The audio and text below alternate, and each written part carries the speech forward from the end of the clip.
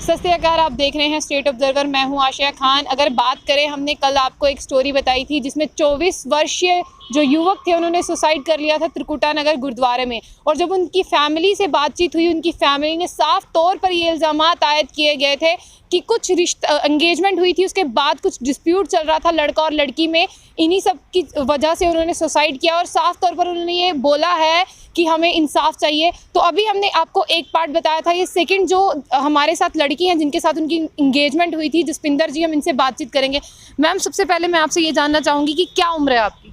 18 years. 18 years. साफ तौर पर बताया जा रहा था कि आपकी लव मैरिज थी। नहीं, मतलब कि लव मैरिज तो नहीं थी। मैं एक तरफ से मैं नहीं बोलूँगी कि ये लव मैरिज थी। पेरेंट्स की रजामंदी से सब कुछ हुआ था। अच्छा, तो कितनी उम्र? 18 वर्षीय हैं आप। तो मैं आपसे ये जानना चाहूँगी कि क्या कुछ डिस्प्यूट था आप दोनों के बीच में? एक्चुअली हमारी एंगेजमेंट अगस्त के महीने में हुई थी, तो उसके बाद 3 मंथ्स बाद हमारा सब कुछ ख़त्म हो गया था, रिलेशन ख़त्म।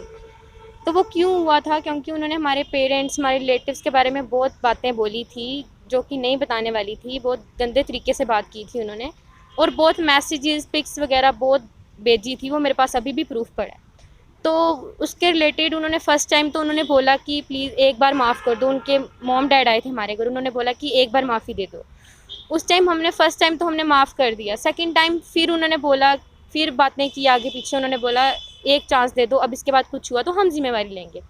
थर्ड टाइम उन्होंने फिर बातें की, तो फिर वो आए को बोलते कि प्लीज़ एक बार। मैंने कहा अब 3 बार मौका नहीं दे सकती मैं, 2 बार दे चुकी हूँ। अब मैंने नई रिलेशन रखना बस ख़त्म, मुझे नई शादी करनी। ये एंगेजमेंट के कितने मंथ्स के बाद में हुआ? ये 2-3 मंथ्स में। 2-3 मंथ्स के बाद। तो आपने सब कुछ खत्म कर दिया? सब कुछ ख़त्म था। 3 मंथ्स उन्होंने कहा है कि हमें उन्होंने नहीं बताया कि एंगेजमेंट का रिश्ता टूटा या नहीं। तो मैं बता देती हूँ कि 3 मंथ्स उनको पहले ही बता दिया था कि एंगेजमेंट हमारी यहीं पे ख़त्म है। लेकिन जो साफ तौर पे इल्ज़ामात थे वो आपके किसी जीजू पे लगाए जा रहे थे कि उन्होंने कहा यहाँ पे लड़की नहीं देंगे, कोई आर्म्ड में है, फोर्सेस में, उनको लड़की देंगे। तो उनके पास क्या प्रूफ है कि मेरे जीजू ने बोला कि अगर मैं अपने तरीके से, अगर वो मेरी फैमिली को गलत बोलेंगे तो क्या लगता है कि मैं उनके बेटे से शादी करूँगी? बिल्कुल भी नहीं, कोई भी नहीं करेगा। तो उन्होंने मेरे जीजू पे इल्ज़ाम लगाया, तो मैं बिल्कुल साफ मना करती हूँ कि मुझे किसी ने कुछ नहीं बोला। मैं अपनी मर्ज़ी से मैंने ये रिश्ता तोड़ा है। लास्ट टाइम आपकी बात कब हुई थी उनसे? 3 मंथ्स पहले बात हुई थी, उसके बाद हमारी कोई बात नहीं हुई। 3 मंथ्स पहले बात हुई थी, उसके बाद में आपका कोई कनेक्शन नहीं? कोई भी नहीं, बिल्कुल भी नहीं। कोई चलिए, हमारे साथ इनके फादर, हम इनसे भी बातचीत करेंगे, हम इनसे दोबारा बातचीत करेंगे। सर, क्या नाम है आपका? मेरा नाम है आतर सिंह। सर, आप त्रिकुटा नगर गुरुद्वारे में मैनेजर हैं। मैनेजर हूँ। सर, आप क्या कहना चाहेंगे जिस तरह से साफ तौर पे इल्ज़ामात लगाए जा रहे हैं कि उन्होंने सुसाइड नहीं किया है, उनको मतलब जिस तरह से भी उनकी फैमिली ने इल्ज़ामात लगाए हैं आप पर, सीधा आप क्या कहना चाहेंगे? मैम, बेटी ने तो आपको सब कुछ बता ही दिया है। अब मेरे बोलने का तो कोई है नहीं है। जब इसने मुझे बोला कि लड़का गलत बिहेवियर करता है तो मैं उससे शादी नहीं करूँगी। मैंने पहले प्रेशर इस पर डाला था कि तेरी भी कोई गलती होगी। बोलने लगी मेरी कोई गलती नहीं है। मुझे ये जो मैसेज करता था, इसको ये मुझे बताना नहीं चाहती थी कि ऐसे गंदे मैसेज मैं बाप को कैसे बताऊं जैसे वो मैसेज करता है। फिर जब मैंने इसको फोर्स किया, मैंने बोला कि मैंने गुरुद्वारे में अरदास कराई है, सारा कुछ किया हुआ है, तो हमारी भी बदनामी है, लड़के वालों की भी बदनामी है, तो कोई मेन कारण होगा जो वो मुझे बता दे क्या चक्कर है। जब इसने मुझे मैसेज दिखाए तो मैंने बोला ठीक है, अब मैं भी नहीं यहाँ पर शादी करूँगा, क्योंकि जो इतना कुछ लड़के के दिमाग में चल रहा है। मैंने जब रिश्ता किया था, ना लड़के की प्रॉपर्टी पूछी थी, ना लड़के के पूछा था कितनी तक पढ़ा हुआ है। मैंने पढ़ाई अभी तक भी मुझे नहीं पता कि वो। आपने उनका बैकग्राउंड चेक नहीं किया? नहीं, मैंने कुछ नहीं देखा, सिर्फ लड़के का मैंने नेचर देखा।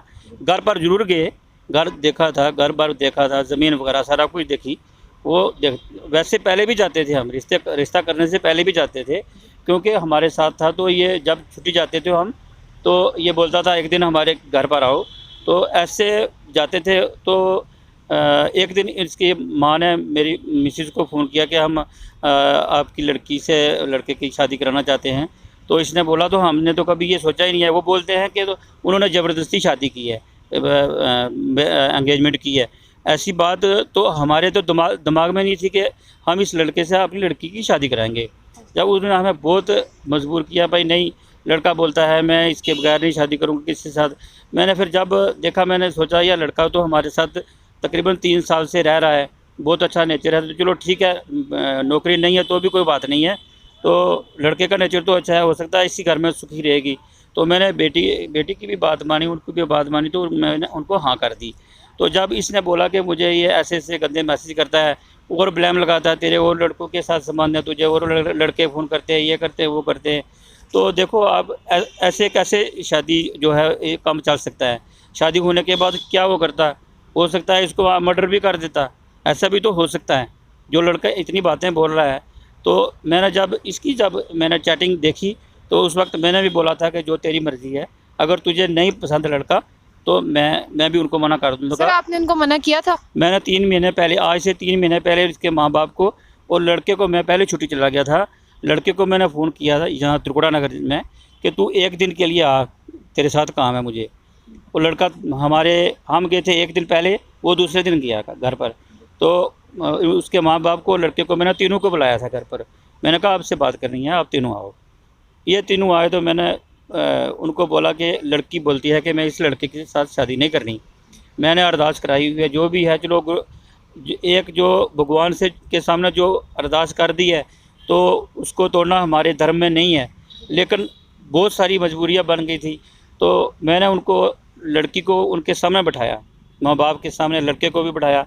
मैंने बोला मैं भी नहीं यहाँ पर रुकूँगा, इस कमरे में आप लड़की से बात कर लो, जो बात करनी है। हो सकता है कुछ ऐसी बातें भी हो जो आपत्तिजनक, जो ये मेरे सामने ना बताना चाहे आपको, इसलिए आप लड़की से बात कर लो। अगर लड़की हाँ करती है तो मैं ठीक है, मैं रिश्ता वो पक्का ही रखूँगा, अगर नहीं तो फिर हमारी तरफ से ना है, लेकिन आप पहले लड़की से बात कर लो। जब लड़की ने उनको सारे मैसेज पढ़कर दिखाए, बहुत गंदे मैसेज उसने किए हुए थे, तो लड़की के माँ बाप बोलने लगे नहीं बच्चा है तो माफ़ कर दो। मैंने कहा 2 बार तो पहले माफ़ कर दिया। सर आपने चैट देखे थे? हाँ, मैंने आपने चैट देखे थे? आपने शिकायत क्यों नहीं की तब साइबर में? मैंने सोचा हो सकता है कल कहीं दोबारा मुड़ के कोई हो जाए तो बदनामी होगी, इस बदनामी से डरते हुए आपने बदनामी के चलते हुए शिकायत नहीं की? हाँ, मैंने यह पता, गुरुद्वारे में हम काम कर रहे हैं तो वहाँ पर लोगों को पता लगेगा तो उसका क्या असर होगा। तो इन चीज़ों को देखते हुए मैंने, हाँ, जिस दिन इसने किया है, सुसाइड किया है, उससे 1 दिन पहले इसने मुझे खुद फ़ोन किया था। इसका बाप बोल रहा है कि इन्होंने फ़ोन करके ऊपर बुलाया था उसको। ये तो हमारे पास सबूत भी है, PDF में निकाला हुआ है, वो मेरे पास सबूत है, मैं आपको अभी बताता हूँ। हमने कॉल रिसीव की है, उसकी रिसीव में आया हुआ है, वो बेटे के पास है, हम कॉल रिसीव की हुई है। उस लड़के ने हमें कॉल करके ये बोला कि मैं आपके कमरे में आना चाहता हूँ। उन्होंने वहाँ से फ़ोन किया था? अपने कमरे से, वो नीचे कमरे में रहता था। तो मेरी बीवी ने बोला कि आपको किसने मना किया कमरे में आने के लिए, आओ। तो वो मुझे ऐसे बोलने लगा कि लड़की के मेरे पास ये बहुत सबूत है, ये है वो है। मैंने बोला तू जो भी है तेरे पास तू बता दे, मुझे बता दे। नहीं मैं नहीं बताऊंगा, मैं शादी करूंगा, मैं बताऊंगा नहीं। मैंने कहा शादी के लिए तुझे 3 महीने पहले मना किया हुआ है।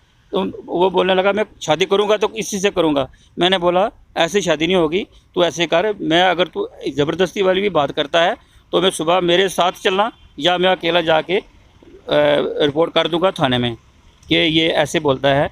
कल कोई हमें बेटी को नुकसान पहुंचा सकता है, कॉलेज में जाती है, रास्ते में कुछ कर सकता है। इसलिए मैं कल जो है SHO के पास जाऊंगा तो वहाँ पर मैं शिकायत कर दूंगा तेरी, भाई ये ऐसे बोल रहा है कि मैं ज़बरदस्ती शादी करूंगा, देखता हूँ मुझे कौन रोकता है शादी। ऐसा उन्होंने कहा कि मैं ज़बरदस्ती शादी करूंगा। फिर मैंने ये उसको बोला था कि मैं SHO साहब के पास सुबह जाऊँगा तो सुबह बात करूँगा उनसे। तो क्या है मैम? ये उन्होंने कहा, उनके फादर का आरोप था ना कि उन्होंने हमने उनको कॉल करके ऊपर बुलाया था। तो बता दें कि उन्होंने खुद कॉल की थी और हमने रिसीव की थी कि वो रिसीव हमने की थी, तो वो ऊपर आए थे। उनका ये कहना था कि नहीं, उन्होंने फ़ोन करके प्लान करके इनको ऊपर बुलाया। मैम एक बात यहाँ पर जानना चाहूँगी कि आपने कभी कंप्लेन करने की कोशिश क्यों नहीं की उनके? मैंने बहुत कोशिश की, बट जब पेरेंट्स कहे, मैंने 3 दिन पहले भी इनको बोला कि मुझे कंप्लेन करनी है, तो फिर इन्होंने कहा। आपको किस तरह से वो परेशान कर रहे थे? यहाँ पर सवाल मेरा ये है। बस वो यही पेरेंट्स के रिलेटेड बातें करनी बाहर और ब्लेम करना, हर चीज़ पे, हर बात पे ब्लेम करना। बस मेन कारण तो इसका यही है, उसका तकरीबन 6 लाख रुपया किसी को उसने उधार दिया हुआ था अपने रिश्तेदार को। एक तो वो नहीं मिल रहा था, तो दूसरा बोल रहा था कि मुझे लोग ताना मीना मारते हैं, मेरी बुआ है, सकी है बुआ, वो मुझे बोल रही थी कि मेरी लड़की के साथ शादी करो। अच्छा। तो इस लड़के ने मना कर दिया था, मैं आपकी लड़की के साथ शादी नहीं करूँगा। तो इसने जब यहाँ पर हमारा रिश्ता जब टूट गया तो बोलने लगा, मेरे घर पर आई थी वो मिठाई का डब्बा लेकर आई थी मुझे मुबारक देने के लिए, आप की है शादी तूने, मेरी लड़की के साथ शादी नहीं करता तो आप पता लगाया, आप करके दिखा शादी कहाँ से करता है। तो मुझे ताना मैंने देते हैं घर वाले भी और अपने रिश्तेदार भी मुझे तंग करते हैं। शायद यही कारण हुआ हो कि उनकी बातें जो उन्होंने मजबूर किया हो, ऐसी बातें करके उसने ऐसे सुसाइड किया हो, तो वो तो ब्लेम हमारे पर लगा रहे हैं। 3 महीने की बात पहले ख़त्म हो चुकी थी, तो 3 महीने के बाद उसने फांसी लगने की क्या ज़रूरत थी? अगर फांसी 3 महीने जब आपकी बात खत्म हुई थी, क्या उसमें कोई और लोग शामिल थे जिनको पता है कि इनका रिश्ता टूट गया? सबको पता था। घर वालों को सभी को पता था, हमारे रिश्तेदार सभी को पता था। वो बोल रहे थे कि हमने किसी को नहीं बताया, अपने रिश्तेदारों में बदनामी होती है तो अभी नहीं बताया, हो सकता है ठीक हो जाए काम। तो हमने तो साफ बोल दिया था कि हमने नहीं करना। सर, अब आप पे इल्ज़ामात आए हैं, आखिर में आप क्या कहना चाहेंगे? आप पुलिस स्टेशन गए होंगे, किस तरह की मांग करेंगे आप जांच के लिए, क्योंकि इंसाफ होना चाहिए, वो आप पे आरोप लगा रहे हैं। ठीक है, जो इन्वेस्टिगेशन पुलिस करेगी हम तावन करेंगे पूरा। जो मैंने तो SHO साहब को कल भी बता दिया था, जो बात थी सारी वो मैंने खोलकर बता दी थी SHO साहब को भी। तो जो मर्डर की बात वो बोल रहे हैं वो तो सामने वाली बात है सारी। तो पुलिस वालों ने खुद आके बारी तोड़ के अंदर जाके अंदर से कुंडी खोली, सभी पुलिस वालों ने उतारा। तो वो ब्लेम कर रहे हैं कि हमारे आने से पहले बॉडी क्यों उतारी गई। वो हमारा तो कसूर है नहीं है, हमने तो उतारी नहीं, वो तो पुलिस वालों ने उतारी है। क्यों उतारी है? पुलिस को हक था, उनको पुलिस वालों को हक था नहीं था उनको। ये क्या है मैम? मेन बात तो ये है कि ये तांत्रिकों पे विश्वास करते थे, ठीक है। इनके पेरेंट्स ने इनको गलत रास्ते पे बता दिया, ताकि उनको चाहिए था कि उन्होंने एक अच्छे रास्ते पे उनको अपने बेटे को लाना चाहिए था। ये देखो, आप क्या इन पे विश्वास करोगे तांत्रिकों पे? ये किस मतलब, ये भी हो सकता है ना कि ये भी एक मौत का कारण हो। आप खुद सोचो, ये तांत्रिक वगैरह ये सब उनको मानते थे। और ये मैम आपको कहाँ से मिला? ये उनको पॉकेट से मिला और पुलिस ने हमें दिया था, SHO साहब ने दिया था कि अपने पास संभाल के रखो। और ये देखो सब कुछ ये देखो बैंगन के, ये देखो ये बैंगन है। अच्छा। तो ये निकला है, ये तीन इस किस्म के हैं। एक ये इसको हमने नहीं खोला अभी। इलाचियों के, ये इलाचियाँ हैं, पैसे 1100 रुपया या कुछ, मतलब अंधविश्वास। तो ये कुछ शुक्र भी है कारण ये हो सकता है इसके रिलेटेड। तो ये पुलिस ने आपको कब दिया? ये कल सुसाइड के बाद ये जब सर ये जब सुसाइड किया तब ये कहाँ पर मिला उनसे? उनके पॉकेट में उनकी जेब से ही मिला। बिल्कुल। मैम, आखिर में आप क्या मांग करती हैं? क्योंकि इल्ज़ामात आयद किए गए हैं, आपका नाम लिया गया है। उन्होंने फोटोज मतलब किसी की बहन बेटी की, सबसे पहले सबके घर बहन बेटी होती है, तो किसी की पिक्स ऐसे अपलोड नहीं करनी चाहिए। वो मेरी पिक्स नहीं है, मैं साफ बोलती हूँ। इन्वेस्टिगेशन होनी चाहिए, अगर उन्होंने पिक्स डाली हैं तो इन्वेस्टिगेशन होनी चाहिए, पूरी होनी चाहिए और पता लगना चाहिए कि ये मेरी पिक्स हैं या नहीं। अगर मैं मना कर रही हूँ मेरी पिक्स नहीं है तो कोई ज़बरदस्ती नहीं बोल सकता ये आपकी पिक्स हैं। उन्होंने ब्लैकमेल किया आपकी पिक्स डाल के आपको?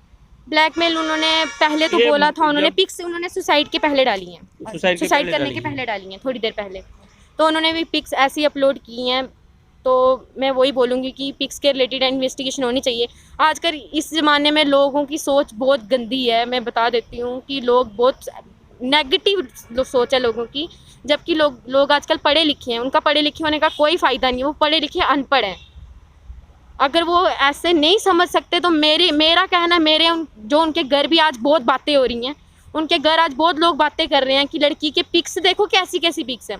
क्या प्रूफ है उनके पास कि वो मैं ही हूँ? तो मैं कहूँगी कि वो पढ़े लिखे अनपढ़ हैं, वो पढ़े लिखे अनपढ़ हैं। वो उनका कोई दिमाग नहीं है, कोई कुछ नहीं है। अगर वो कह रहे हैं वो पिक्स मेरी हैं तो कोई उनको पढ़े लिखे, मेरी तरफ से वो पढ़े लिखे अनपढ़ हैं। अगर वो मेरी पिक्स नहीं है तो इन्वेस्टिगेशन होनी चाहिए, वो पिक्स मेरी नहीं है।